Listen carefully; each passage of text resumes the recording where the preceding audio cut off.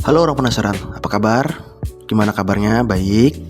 Oke, baru-baru ini ada statement kontroversial dari seorang influencer yang bernama siapa lagi kalau bukan Timothy Ronald.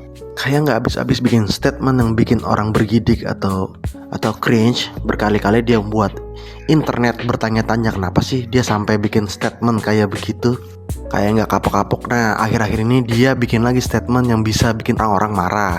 Yang paling baru dia bilang bahwa orang yang melakukan gym itu adalah orang yang bodoh. Hal ini menarik. Coba kita bongkar adakah hubungannya antara melakukan kegiatan nge-gym dan kategori bodoh. Apakah setiap orang yang melakukan gym itu orang yang bodoh? Oke, mari kita bongkar argumen-argumennya. Oke, Timothy Ronald mengatakan bahwa aktivitas gym, khususnya bagi yang fokus membentuk otot adalah aktivitas paling goblok dan menyiratkan bahwa orang yang rutin nge-gym kurang cerdas secara mental.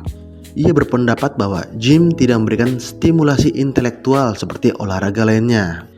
Nah, beberapa figur seperti Deddy Corbuzier, Kang Deddy Mulyadi, bahkan organisasi PB Fitness Indonesia atau PBFI pun berkomentar.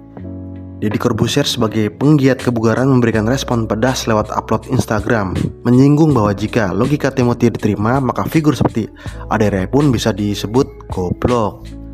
Kang Deddy Mulyadi pun menanggapi bahwa dengan ada jenaka, jika ada laporan resmi terhadap pernyataan Timothy, ia akan membawanya ke barak militer dan hal lain sebagainya.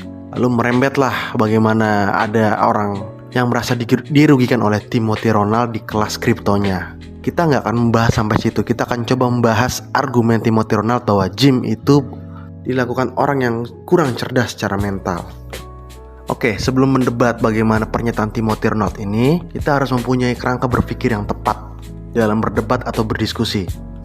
Kita harus bisa bedakan mana itu ranah empiris, ranah logis, ranah moral, dan ranah art atau keindahan.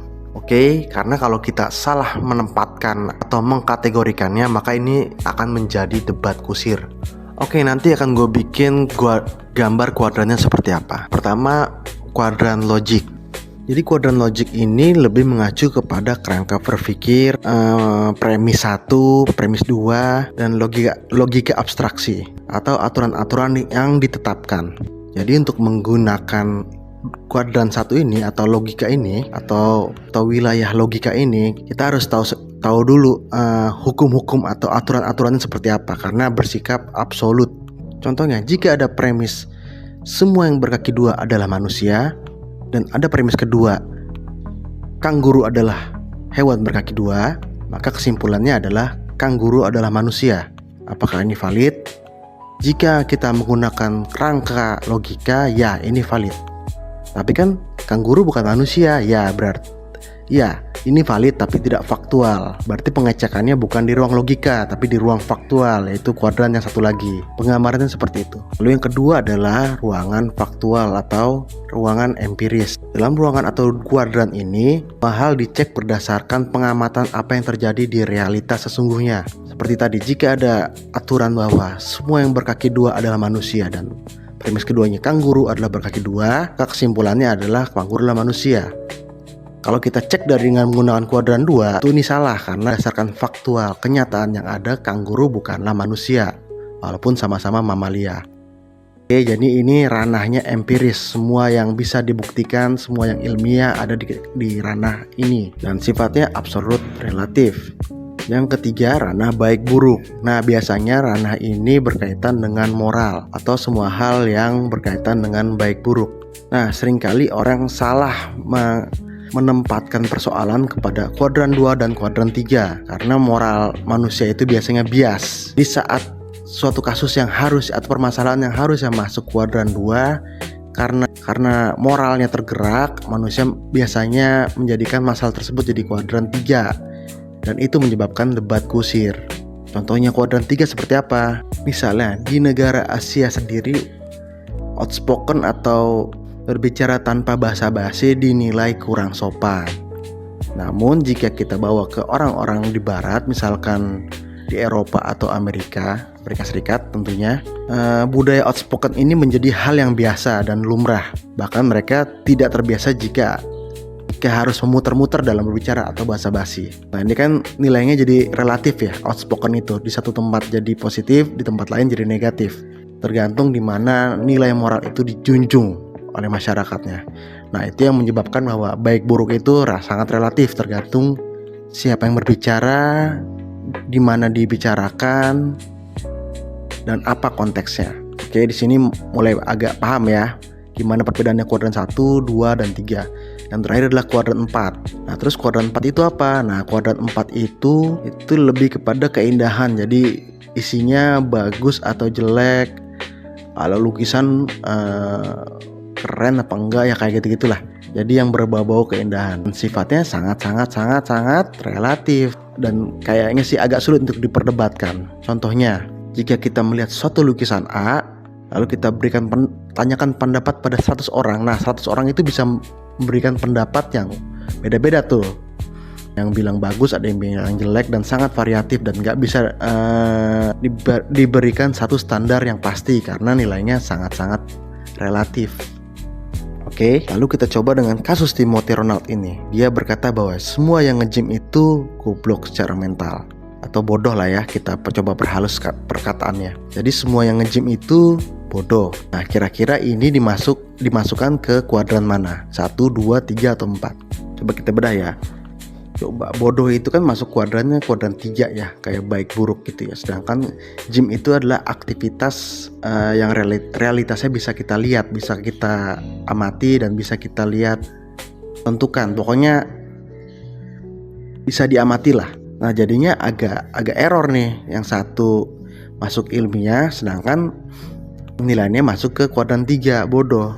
Itu kalau menurut gue sih ini udah nggak bisa diperdebatkan ya. Gimana coba ngedebatinnya? Parameter bodoh itu apa? Ukuran bodoh itu apa? Sedangkan sesuatu yang jika terukur dia masuknya kuadran 2, yaitu empiris. Jadi premisnya pun jadi seperti invalid ya. Nah, jadi tidak bisa diperdebatkan. Pun kalau diperdebatkan menjadi perdebatan kusir yang tidak ada habisnya. Karena baik buruk tidak jelas acuannya apa. Tapi jika kita ubah premisnya, semua orang yang nge-gym itu massa ototnya besar. Nah, kan ini lebih gampang ya. Kita tinggal ukur aja bahwa misalkan 100 orang yang nge-gym, kita ukur berapa sih rata-rata ototnya.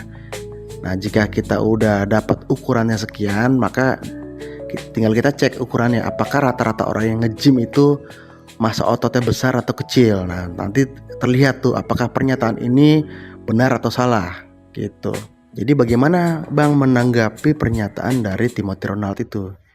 Ya cuekin aja, karena kalau mau diperdebatkan ya tidak bisa diperdebatkan. Apa yang mau diperdebatkan dari sesuatu yang berbau gym lalu bodoh? Semua orang yang melakukan gym adalah bodoh, itu tidak bisa dibuktikan juga secara empiris. Kalau mau dibawa secara moral, ya moral yang mana yang bilang bahwa orang bodoh itu nge-gym? Kan nggak bisa juga gitu. Jadi ya anggap aja ini sebagai cara Timothy Ronald untuk menaikkan engagement terhadap akun dia. Apakah salah Bang? Ya nggak juga sih. Orang berhak melakukan cara-cara yang dianggap bisa menguntungkan bagi dirinya, selama tidak merugikan orang lain dan tentu tidak melanggar hukum positif di negara tersebut. Jadi lu juga boleh melontarkan suatu hal yang kontroversi, asal itu tadi tidak merugikan orang dan tidak melanggar hukum positif di Indonesia. Dan sekarang lu bisa punya kemampuan untuk memetakan sebuah premis supaya tidak terjadi debat-debat kusir yang gak ada ujungnya, yang akhirnya cuma marah-marah, kesel-kesel, tapi gak ada kesimpulan apapun.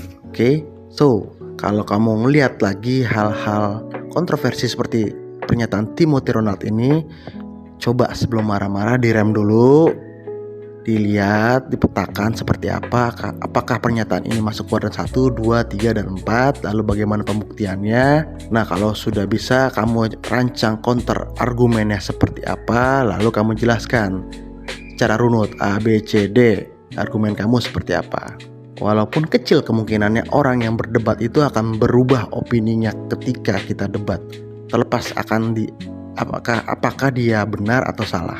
Nah, itu sudah menjadi kebenaran subjektif bagi dia. Nah, hal ini akan kita diskusikan di hal yang berbeda, akan kita bahas di video-video selanjutnya. Kenapa kita susah sekali lepas value atau nilai-nilai yang kita pegang, padahal value itu sudah jelas salah. Oke, jangan lupa like dan subscribe. Jika ada yang bertanyakan, silakan tanyakan di kolom komentar. Dan saya pamit dulu. Sampai jumpa di video berikutnya. Dadah.